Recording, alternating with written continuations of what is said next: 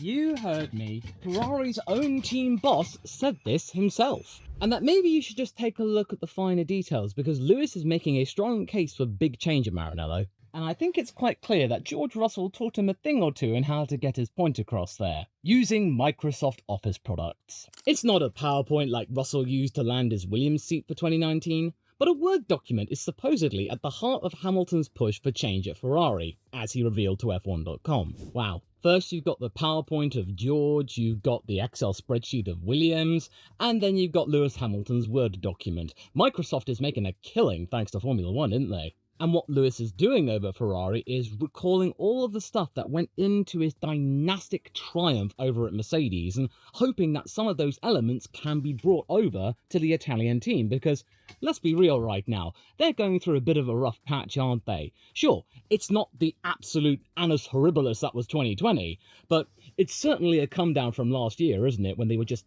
this close to winning the Constructors. This just doesn't feel right. As a McLaren fan, I want Ferrari to thrive. They are the ultimate McLaren rival. I feel the Tifosi's pain. What I mean about not taking Hamilton seriously is all of the stuff that he says in the media, when he really gets down to his lowest ebb and he says things like, oh, I'm absolutely useless, or Ferrari should be thinking about changing their driver. Things you might be just thinking like, where's this come from? Are you for real? Because it turns out the Lewis we see in the media isn't always the Hamilton Ferrari sees behind closed doors, at least according to team boss Fred Vasseur, fresh off of a new contract. So here are Fred's comments that he gave to Automotor and Sport and then were covered over Racing News 65 for your consideration. Ahem. Sorry, I won't do that for the entire time. Don't let things like what happened in Budapest get you down. Lewis is very self-critical. He is always extreme in his reactions. Sometimes he's too hard on the car, sometimes on himself. He wants to get the most out of himself and everyone in the team. You have to calm him down and explain to him that in Q2, he was only a tenth of a second behind the driver who later took pole position. That's no big deal. The message he sends out only makes things worse. Most of the time, he's only that extreme with the press. By the time he comes into the briefing room, he's usually calmed down again. That's just his way. For me, it's no big deal. He demands a lot, from others, but also from himself. I can live with that.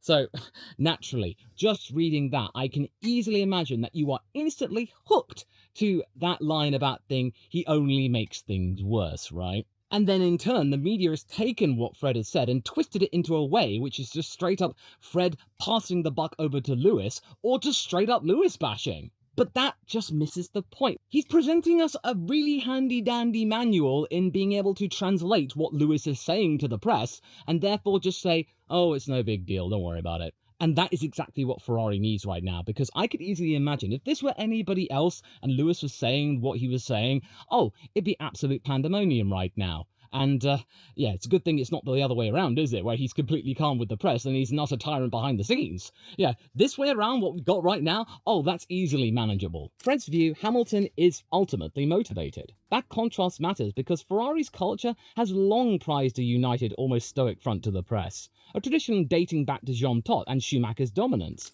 Hamilton's more raw self-assessment, it naturally stands out against that backdrop, which is why it's so jarring.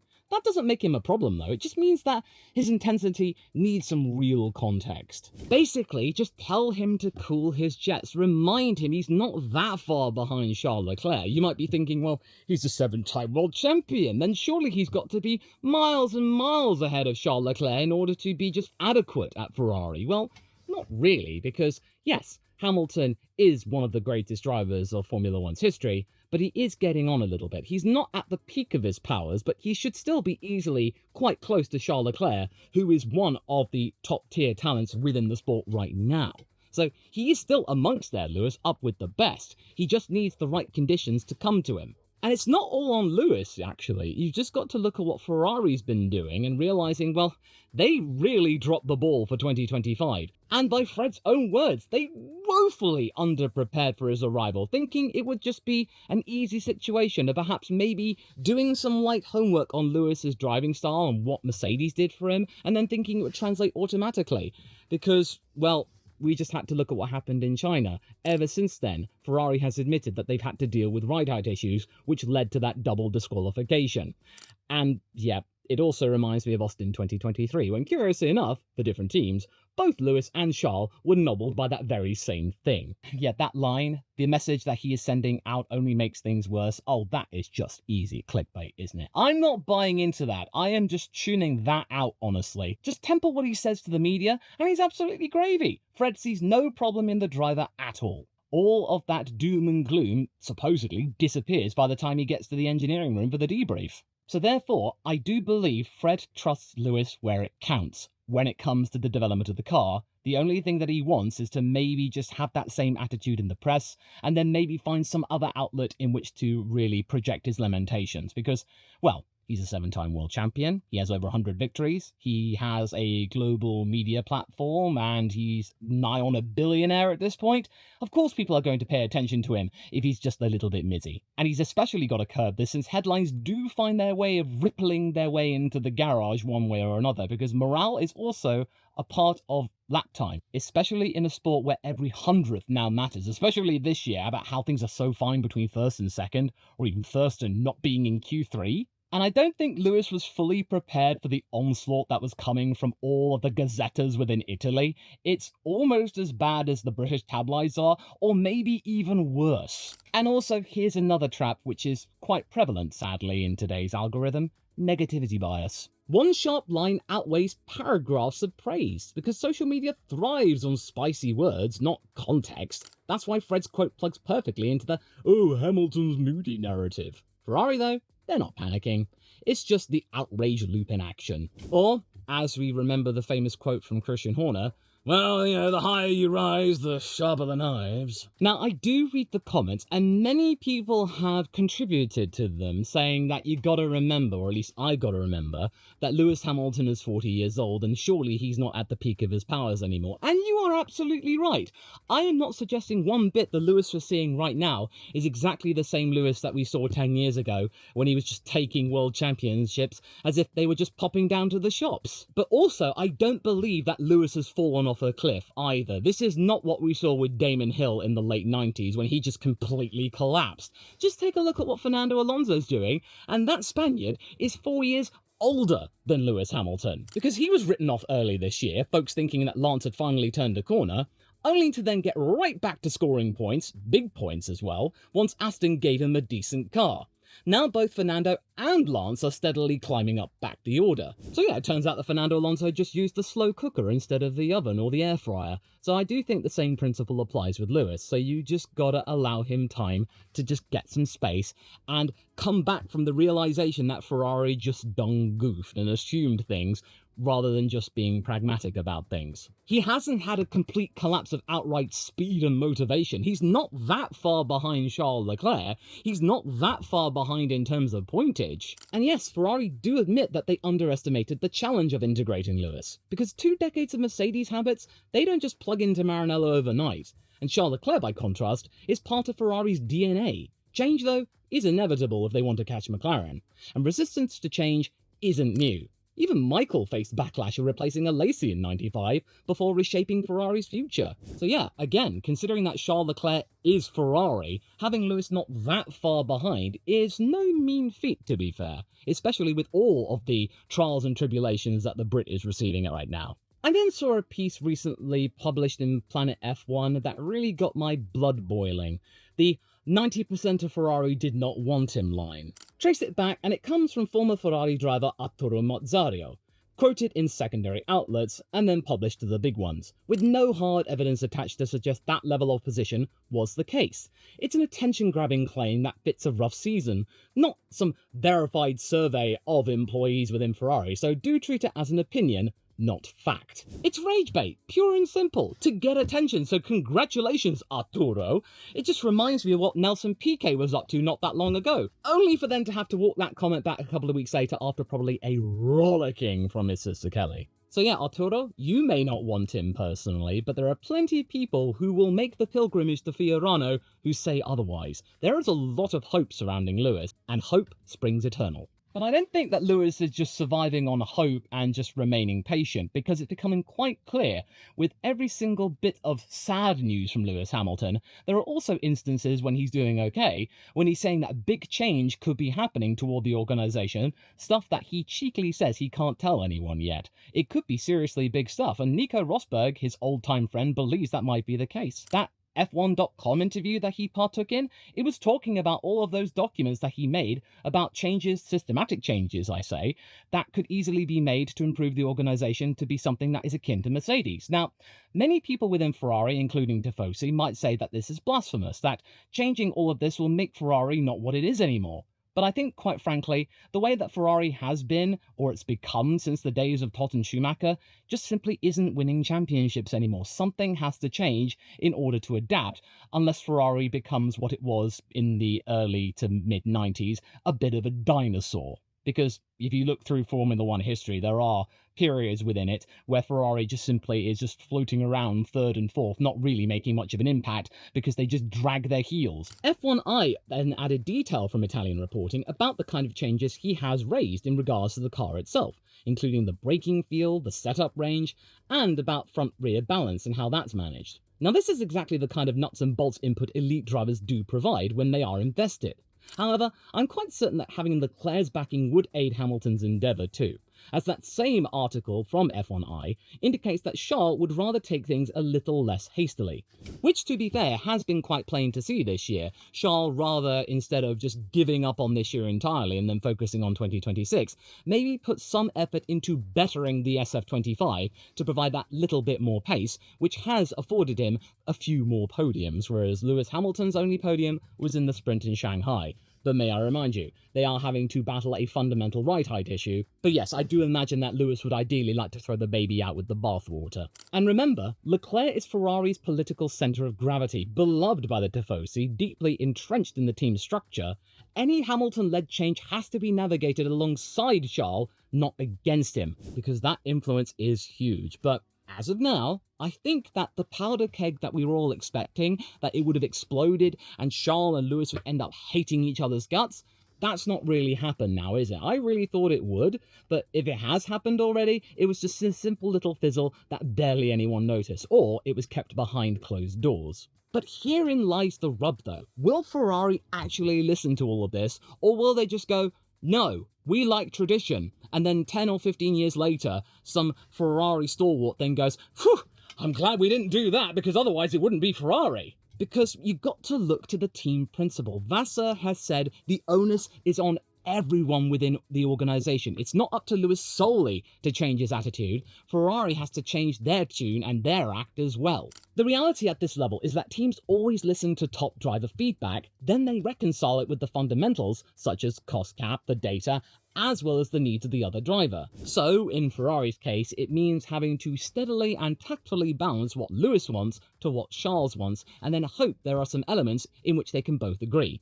And I do think there are some elements that they can agree upon. The car needs to improve. And fortunately, according to Charles interviews, he has said that in modern Formula One, there are means and opportunities where you can have a fundamental baseline car and then refine it to an individual specific driver. Because we are seeing examples of it at both Racing Bulls and within McLaren, because you've only got to look at what's happened with Lando Norris and Liam Lawson. They've both been treated to a front suspension tweak unique to their own car, and then it's completely transformed their season. Lando Norris much closer, a bit more consistent to Oscar Piastri, and Liam Lawson, well, he's rapidly catching up to Isaac Hadjar, so maybe that's what Ferrari needs to do. Maybe they need to find a way in which maybe Charles and Lewis can both agree upon a baseline, a platform, and then maybe find ways in order to fine-tune it without taking away too much resources and therefore optimize performance. Or it could be just a straight-up, just make sure the 2026 model is something that they both agree upon and they both just like and they can qualify well in.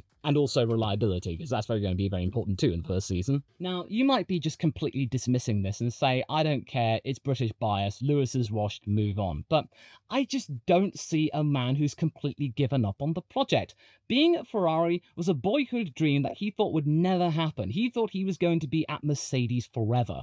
And it almost did turn out to be that way. This is a golden opportunity, so why would Lewis shirk or phone it in, or, even worse, abandoned them. But having said that, you do have to admit, it's not gone down the way he or the team wanted it to, because those photographs of Lewis looking like a mafia boss in front of Enzo Ferrari's abode at Maranello, oh, they're not aging well. They're aging like milk. But there might be opportunity for them to be able to turn it around and revive it to make sure that it ages like the finest of cheeses. In that, yes, it's, a milk-based product, but it does go down very well with a glass of white wine. Or red wine, whatever, I don't really drink wine.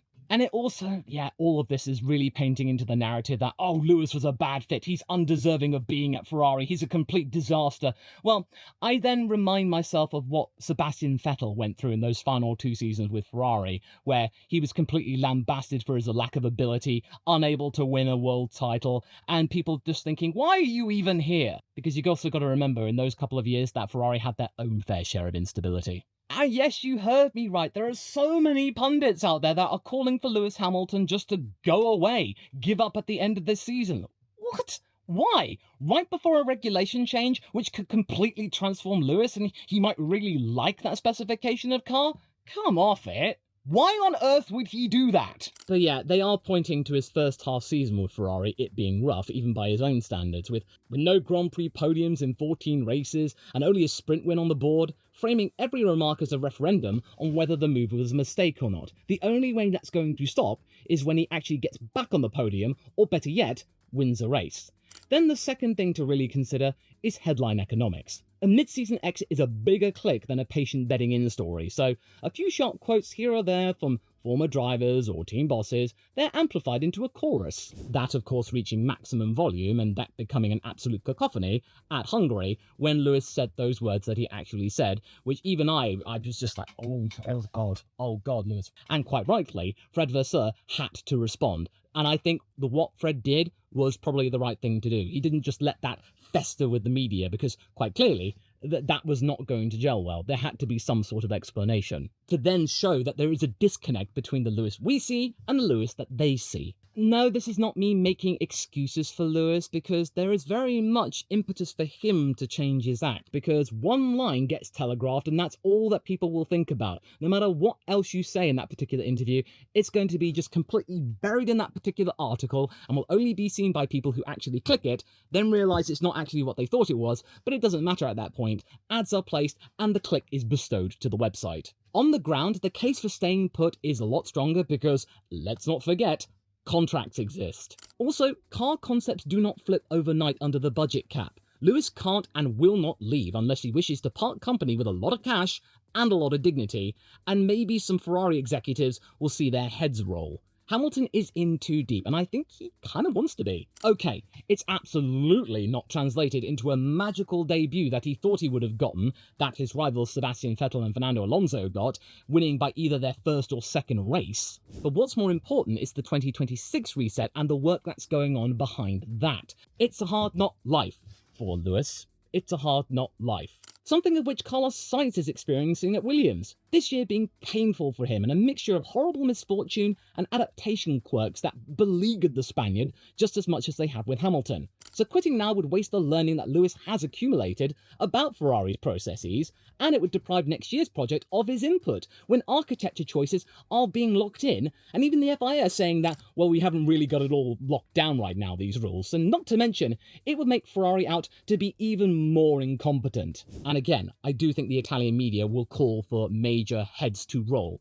I wouldn't be surprised if John Elkann and Benedetto Vigna have calls to resign, because they have been talking non-stop for the last 18 months at this point that, oh yeah, that Lewis deal, oh, that was us, oh, we were the ones behind that, yeah. But it doesn't go down well when things are going a little bit awkwardly. So, yeah, a lot of money was exchanged, and yeah, Ferrari did get a bump in share price, but it can easily come back down again. So it's a stormy seas right now, as it were. But there is potential for those seas to calm down, and better yet, glisten in the sunlight that might be Lewis's 2026 campaign alongside Charles. And another reason why I suggest to not take Hamilton's press comments too seriously, and why I often just ignore them or don't comment on them, is that persistence ultimately pays off. And I can give you one recent example of this that I've mentioned on the channel before.